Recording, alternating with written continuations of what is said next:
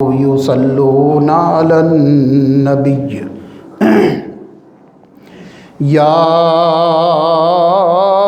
ایھا الذین آمنوا صلوا علیہ وسلموا تسلیما الصلاۃ والسلام علیک یا سیدی یا رسول اللہ وعلی آلک واصحابک یا حبیب اللہ الصلاۃ والسلام علیک یا سیدی یا نبی اللہ وعلی آلک واصحابک یا خاتم النبیین سب سے اولا ہمارا نبی سب سے بالا ہمارا نبی اپنے مولا کا پیارا ہمارا نبی دونوں عالم کا دولا خلق سے اولیاء سے رسول خلق سے اولیاء سے رسول سب رسولوں سے اعلیٰ ہمارا نبی سب رسولوں سے اعلیٰ ہمارا نبی سب سے اولیاء ہمارا نبی سب سے بالا ہمارا نبی۔ اللہ رب العزت کی حمد و ثنا پیارے آقا صلی اللہ علیہ وآلہ وسلم کی بارگاہ بے کس پناہ میں ہدیہ درود و سلام عرض کرنے کے بعد 25ویں پارے کی سورہ مبارکہ سورۃ الشورى اس کی آیت مبارکہ میں نے تلاوت کرنے کا شرف حاصل کیا ہے۔ خالق کائنات نے ارشاد فرمایا وَهُوَ الَّذِي يَقْبَلُ التَّوْبَةَ عَنْ عِبَادِهِ وَيَعْفُو عَنِ السَّيِّئَاتِ وَيَعْلَمُ مَا تَفْعَلُونَ۔ اللہ رب العزت نے اس آیت مبارکہ کے اندر 4 مضامین واضح طور پر سامنے آتے ہیں۔ ایک تو خالق کائنات وہ عظیم الشان ذات ہے کہ سب کچھ اسی کے ہی قدرت و اختیار میں ہے۔ اللہ تبارک و تعالیٰ وسیع قدرت والا وسیع اختیار والا ہے۔ خالق کائنات نے پہلے تو اپنی ذات کی جو بلندی اپنی ذات کا مرتبہ و مقام وہ اس کی طرف اشارہ فرمایا۔ خالق کائنات نے فرمایا وَهُوَ الَّذِي اللہ وہ ذات ہے وہ عظیم الشان ذات ہے۔ آگے اللہ نے 3 باتوں کا اور فرمایا۔ ایک فرمایا یقبل التوبۃ عن عبادہ وہ عظیم مرتبے و مقام والی جو ذات ہے اللہ رب العزت کی وہ اپنے بندوں کی توبہ قبول کرتا ہے۔ دوسری بات اللہ تبارک و تعالیٰ نے فرمائی کہ وَيَعْفُو عَنِ السَّيِّئَاتِ وہ غلطیوں کو مٹا دیتا ہے، گناہ جو سرزد ہوتے ہیں ان کو مٹا دیتا ہے۔ اس کے بعد پھر تیسرے نمبر پر اللہ نے جو بات فرمائی خالق کائنات نے فرمایا وَيَعْلَمُ مَا تَفْعَلُونَ وہ تمہارے جو افعال ہیں جو تم کام کرتے ہو ان سے وہ واقف ہے۔ تو لہذا خالق کائنات 3 باتیں جو رب العزت نے بندوں سے تعلق رکھنے والی بیان کی ہے۔ ایک بات یہ کہ اللہ رب العزت اپنے بندوں کی توبہ قبول کرتا ہے، اور دوسری بات یہ کہ وہ اپنے بندوں کی غلطیوں کو مٹاتا ہے۔ تیسری بات یہ کہ بندوں کے عملوں سے ان کے جو کام ہیں ان سے اللہ واقف ہے۔ ٹھیک ہے، تو اب سب سے پہلی بات یہ ہے کہ وَهُوَ الَّذِي يَقْبَلُ التَّوْبَةَ عَنْ عِبَادِهِ، اللہ فرماتا ہے وہ توبہ اپنے بندوں کی قبول کرتا ہے۔ یہ سب سے پہلی یہ بات جو ہے نا، یہ بڑی اہم بات ہے۔ دیکھیں، اگر کوئی غلطی کرے، غلطی کے بعد ایک آپشن ہو کہ بھائی غلطی کے بعد معافی کوئی نہیں ہے، وہ بڑی مایوسی کی بات ہو جاتی ہے۔ بندہ تو غلطی کرتا ہے، بندے سے غلطی سرزد ہو جاتی ہے۔ اگر یہ ہو کہ بھئی تو نے یہ غلطی کی تو اس کے بعد پھر تجھے معافی نہیں ہے، جب ایسا ہو جائے تو پھر تو مسئلہ خراب ہو جائے گا کہ جب معافی کوئی نہیں ہے، ہم جو غلطی کرنے کے بعد اگر معذرت کریں، اس کے بعد اگر ہم اپنی غلطی کی معافی مانگیں تو کیا ہماری غلطی وہ معاف ہو جائے گی کہ نہیں ہوگی؟ یہ بہت بڑا ایک سوال تھا کہ آدمی سے غلطی تو ہوگی، اب غلطی کے بعد معافی ہے کہ نہیں ہے؟ صرف ایک بات جو سورہ نساء کے اندر اللہ تبارک و تعالیٰ نے فرمایا نا کہ اللہ رب العزت ان اللہ لا یغفر ان یشرک بہ ویغفر ما دون ذلک، اللہ تبارک و تعالیٰ اس بات کو معاف نہیں کرے گا کہ کوئی اس کے ساتھ شریک ٹھہرائے۔ اللہ شرک کے معاملے کو معافی نہیں دے گا، کسی مشرک کو معافی نہیں دے گا، اس کے علاوہ اللہ گناہ معاف کر دے گا۔ تو وہ کیفیت ہوتی ہے، بندہ جب اللہ سے اپنے گناہوں کی معافی مانگتا ہے تو اللہ تبارک و تعالیٰ نے اعلان کر رکھا ہے کہ یقبل التوبۃ عن عبادہ، وہ اپنے بندوں کی توبہ قبول کرتا ہے، توبہ کو قبول کرتا ہے۔ توبہ کو عام لفظوں میں آپ کہہ لیں تو جس کو آپ کہتے ہیں معذرت کرنا، معافی مانگ لینا، تو ان مطلب الفاظ کے ساتھ اللہ کی بارگاہ میں جانا، کیونکہ اللہ تبارک و تعالیٰ توبہ کو پسند کرتا ہے، اور توبہ یہی ہوتی ہے کہ بندہ جو گناہ کرے اس پر شرمندہ ہو جائے، نادم ہو جائے، اللہ کی بارگاہ میں شرمندگی کے ساتھ حاضر ہو جائے، اور پھر اللہ سے یہ وعدہ کر لے آئندہ میں نہیں کروں گا۔ یہ اپنے گناہ پر شرمندہ ہو کر آئندہ گناہ نہ کرنے کا اللہ سے وعدہ کر لینا توبہ ہے۔ تو اللہ رب العزت فرماتا ہے کہ وہ اپنے بندوں کی توبہ قبول کرتا ہے۔ کوئی جا کر اللہ کو یہ کہہ دے کہ اللہ کریم میں نے یہ گناہ کیا ہے، میں اس گناہ کو کر چکا ہوں، اے اللہ تو مجھے معاف کر دے، میں شرمندہ ہوں، آئندہ تیرے سے وعدہ کرتا ہوں کہ میں آئندہ یہ گناہ نہیں کروں گا۔ تو جب یہ جملے لے کر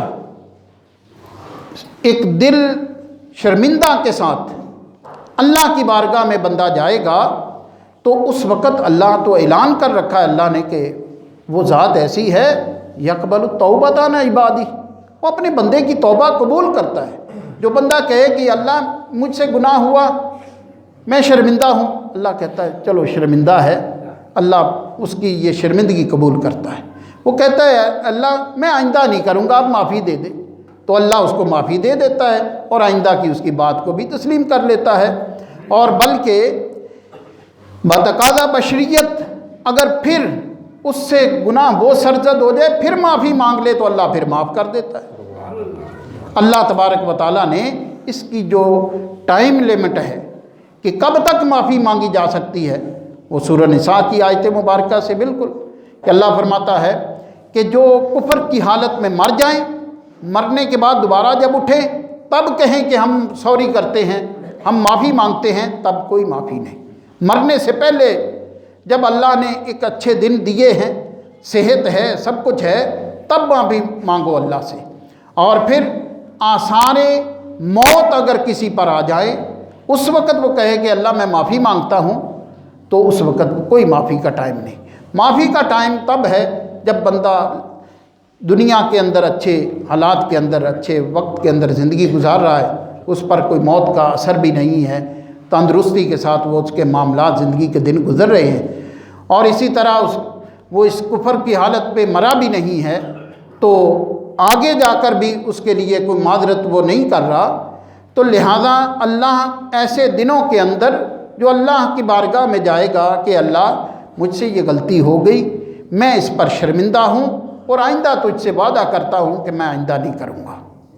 تو یہ جب جملے لے کر اللہ کی بارگاہ میں بندہ جاتا ہے تو اللہ نے اس آیت کا جو دوسرا حصہ، مطلب اسی دوسری طرف جو اشارہ ہوا، یعفو عن السیئات، اللہ فرماتا ہے کہ وہ پھر جو غلطیاں ہیں ان کو معاف کر دیتا ہے، غلطی کو معاف کر دیتا ہے۔ وہ اللہ بڑا کریم ہے، بڑا رحم فرمانے والا ہے۔ اسی بات کو تو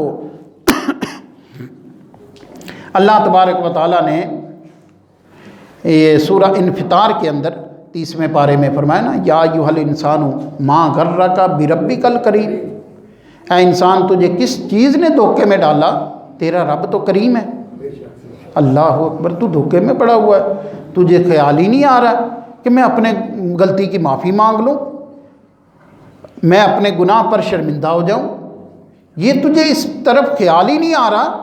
اور دوسری طرف تو دیکھ، جس طرف تو اپنی لاپرواہیوں میں لگا ہوا ہے، تو جس بارگاہ سے تجھے یہ معافی کا معاملہ کرنا ہے وہ تو کریم ذات ہے۔ ایسا تو نہیں ہے کہ جناب تو وہاں جائے گا وہ تجھے واپس لوٹا دے گا، ایسا نہیں ہے۔ تو جہاں وہاں شرمندہ دل کے ساتھ جا اور پرنم آنکھوں کے ساتھ جا، اور وہاں جا کر اللہ سے اور کمال اللہ کی ذات ہے۔ اللہ تو لا تاخذہ سنۃ ولا نوم، اللہ تو وہ ذات ہے جسے نہ نیند آتی نہ اونگ آتی۔ آیت الکرسی میں اللہ فرماتا ہے نا، لا تاخذہ سنۃ ولا نوم، اللہ کو نہ نیند آتی نہ اونگ آتی ہے۔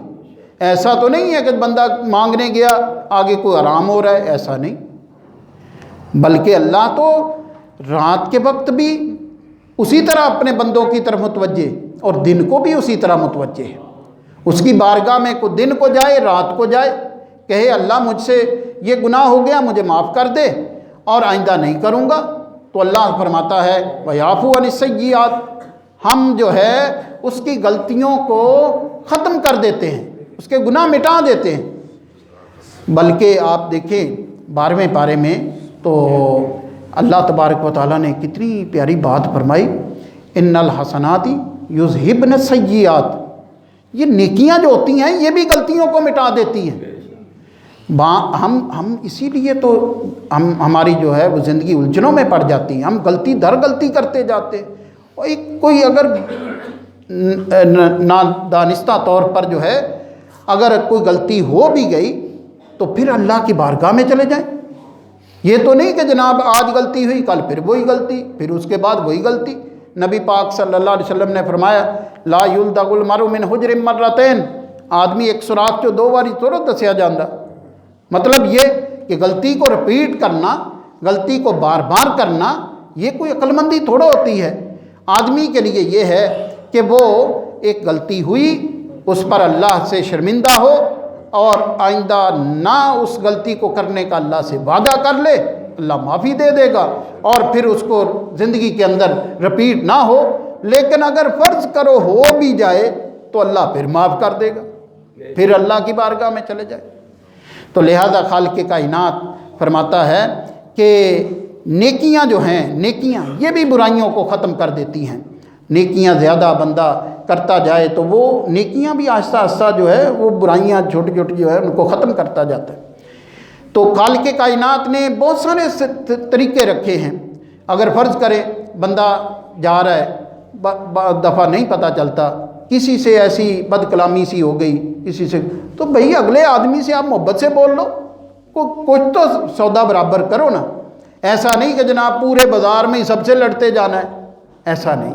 یہ ایک بندے کو مطلب فرض کرو کسی سے اگر کوئی ہوئے گی تلخ کلامی ہو جاتی انسان ہے، تو اس وقت پھر اگلے بندے سے لیول پورا کر لو، تاکہ وہ ایک اگر کوئی غلطی ہو گئی تو دوسری نیکی بھی کر لو، کچھ برابر تو ہو جائے۔ تو خالق کائنات فرماتا ہے کہ ان الحسنات یذہبن السیئات، یہ نیکیاں جو ہیں یہ بھی برائیوں کو ختم کر دیتی ہیں۔ تو لہذا اللہ تبارک و تعالیٰ فرماتا ہے کہ اللہ وہ ذات ہے وہ اپنے بندوں کی توبہ قبول کرتا ہے، اور خالق کائنات جو ہے بندوں کی غلطیاں مٹاتا ہے۔ اور پھر خالق کائنات نے فرمایا کہ اللہ تبارک و تعالیٰ وہ عظیم ذات ہے کہ جو عمل جو بھی انسان کرے گا اللہ اس کو جانتا ہے. وَيَعْلَمُ مَا تَفْعَلُونَ. اللہ فرماتا ہے جو تم افعال کر رہے ہو، تمہارے جو کام ہیں، اللہ ان سے واقف ہے. آپ اندازہ کریں کہ ہم لوگ جب اللہ تبارک و تعالیٰ کی بارگاہ میں اپنے عملوں کو لے کر جاتے ہیں، گناہ کی زندگی کے جو معاملات ہیں ان کو لے کر جاتے ہیں، اللہ معافی دے دیتا ہے. اللہ ہماری اس جو معذرت خواہانہ جو انداز ہوتا ہے اللہ اس کو قبول کرتا ہے. بلکہ اللہ تبارک و تعالیٰ تو حدیث پاک میں آتا ہے ایسے توبہ کرنے والے کے گناہ مٹاتا ہے کہ گویا اس نے کیا ہی نہیں.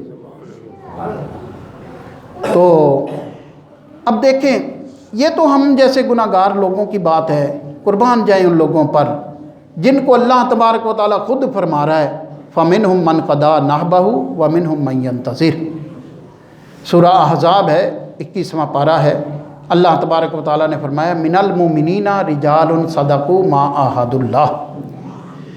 ایمان والے مردوں میں سے کچھ مومن ایسے بھی ہیں جنہوں نے اللہ سے کیے ہوئے وعدے پورے کر دیے، جنہوں نے اللہ سے کیے ہوئے وعدے پورے کر دیے. فَمِنْهُمْ مَنْ قَضَىٰ نَحْبَهُ وَمِنْهُمْ مَنْ يَنْتَظِرُ. اللہ اکبر. اللہ فرماتا ہے کچھ تو وہ ہیں جنہوں نے اپنی جو ڈیوٹی تھی وہ پوری کر دی، کچھ انتظار میں ہیں. کچھ نے تو اپنی جو اللہ کی طرف سے ذمہ داری تھی اس کو پورا کر دیا، اور کچھ انتظار میں ہیں کہ اللہ ہم سے بھی ہماری خدمت قبول کر لے. اللہ ہماری جو ذمہ داری ہے جو اللہ نے اپنے دین کے لیے لینی ہے، اپنے نبی صلی اللہ علیہ وسلم کی غلامی میں ہم سے کوئی کام لینا ہے، اللہ ہم سے وہ لے لے. وہ تڑپ میں بیٹھے ہیں، اس انتظار میں ہیں کب ہماری باری آئے، کب ہم بھی اس دین کے خاطر کچھ کر لیں. ہاں جی. تو کچھ جو ہیں وہ اس ڈیوٹی کو پورا کر کے گئے ہیں. یہ آیت مبارکہ اس وقت نازل ہوئی، یہ احد کی جنگ کے بعد، احد کی جنگ کے بعد آیت مبارکہ نازل ہوئی. تو تب کیا صورتحال تھی؟ حضرت سیدنا بہت سارے 70 تقریباً صحابہ شہید ہو گئے تھے، اور پھر ان کو کفن وغیرہ دینے کا جب معاملہ تھا تو ان شہید ہونے والوں میں ایک حضرت مصعب بن عمیر بھی تھے رضی اللہ تعالیٰ عنہ. آپ اندازہ کریں حضرت سیدنا مصعب بن عمیر رضی اللہ تعالیٰ عنہ وہ نبی پاک صلی اللہ علیہ وسلم کے سچے غلام تھے کہ مکہ کے اندر چونکہ ان کے والد صاحب بڑے امیر تھے، بڑا دولت تھی ان کے پاس، والدہ بھی بڑی مالدار تھی، اور مطلب بڑا انہوں نے ناز و نخرے کے ساتھ اپنے بیٹے کو پرورش کی تھی حضرت سیدنا مصعب بن عمیر رضی اللہ تعالیٰ عنہ کی، اور ناز و نخرے کے ساتھ اپنے بیٹے کو اور ایسا لباس پہناتے تھے، اور خوبصورت بھی تھے.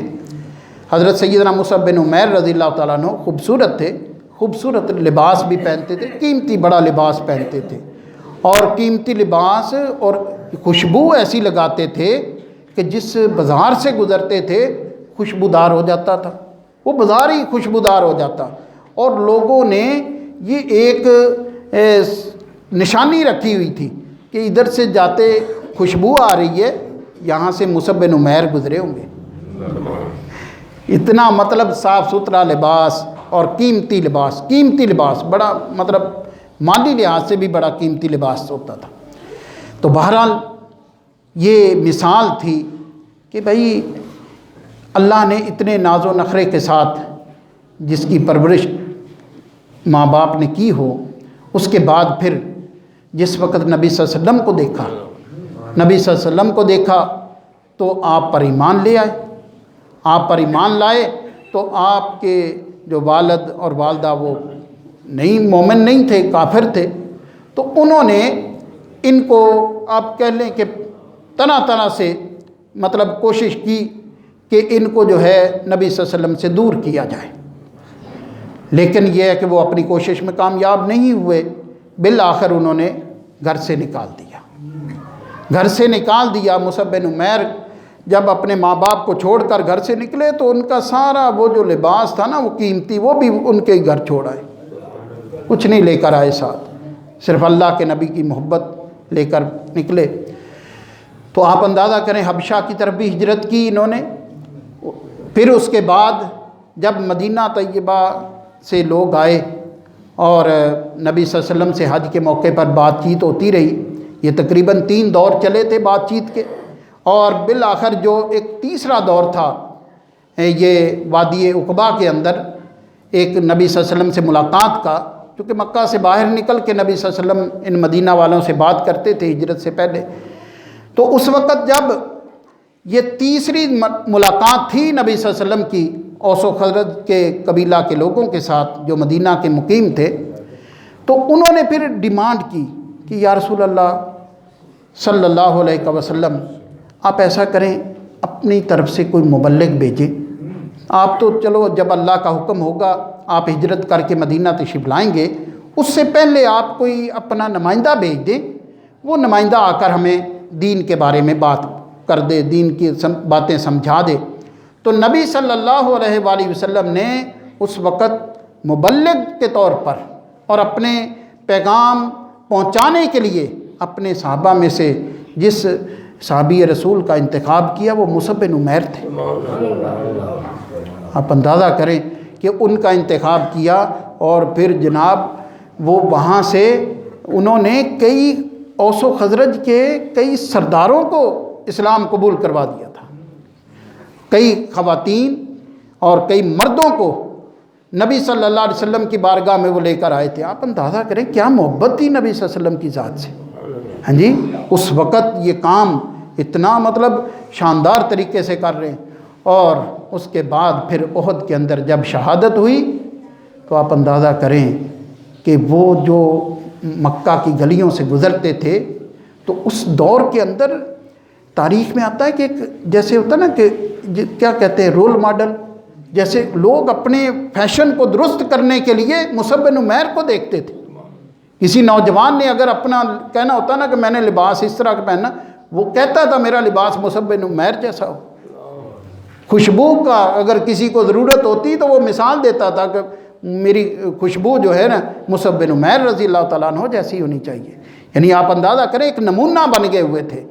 تو اتنے ناز و نخرے کے ساتھ پلے ہوئے جب احد کی جنگ میں شہید ہوئے تو اس وقت جب لاشوں کو جمع کیا گیا تو آپ اندازہ کریں کہ کفن دینے کی باری تھی، تو آپ کے حصے میں وہ چادر آئی کہ وہ اگر سر کی طرف کرتے تو پاؤں ننگے ہوتے، پاؤں کی طرف کرتے تو سر ننگا ہوتا۔ تو آقا صلی اللہ علیہ وسلم نے فرمایا کہ مصعب بن عمیر کا آنکھیں پرنم تھی نبی صلی اللہ علیہ وسلم کی، اللہ اکبر، اور فرمانے لگے کہ میرے مصعب کا چہرہ ڈھانپ دو اور پاؤں کے اوپر گھاس وغیرہ رکھ دو۔ اس حالت کے اندر پھر تدفین ہوئی۔ آپ اندازہ کریں جس وقت صحابہ کی یہ کیفیت تھی، خود اپنی جانوں پر اس طرح وہ کر رہے تھے کہ جناب ایک تکلیف کا وقت گزار رہے تھے، لیکن اس اسلام اوپر جا رہا تھا۔ آج مسلمانوں کے پاس اللہ کی ہر نعمت ہے، اسلام نیچے جا رہا ہے۔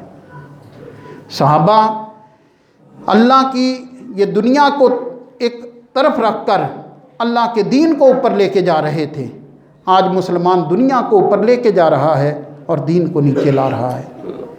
تو اللہ نے فرمایا فَمِنْهُمْ مَنْ قَضَىٰ نَحْبَهُ وَمِنْهُمْ مَنْ يَنْتَظِرُ، اللہ فرماتا ہے کچھ تو وہ ہیں جنہوں نے اپنے جو ڈیوٹی ہے وہ پوری کر دی، کچھ انتظار میں ہیں۔ لہذا ہمیں اللہ نے بڑی آسان زندگیاں دی ہیں، ہمیں بڑی آسان زندگیاں دی ہیں، ہمیں صاف ستھرے جانماز مل جاتے ہیں، صاف ستھرے بیٹھنے کی جگہ مل جاتی ہیں، پانی صاف ستھرا مل جاتا ہے، آسانی سے مل جاتا ہے۔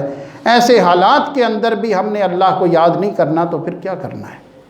تو لہذا ہمیں اللہ کو یاد کرنے کی طرف، اللہ سے اپنے گناہوں کی معافی کی طرف جانا چاہیے، اور خالق کائنات معافی دینے والا ہے اور اللہ ہمارے عملوں سے واقف ہے۔ اللہ رب العزت ہمیں نبی پاک صلی اللہ علیہ وسلم کے لائے ہوئے سچے دین پر عملداری و استقامت کی نعمت نصیب فرمائے۔ وآخر دعوانا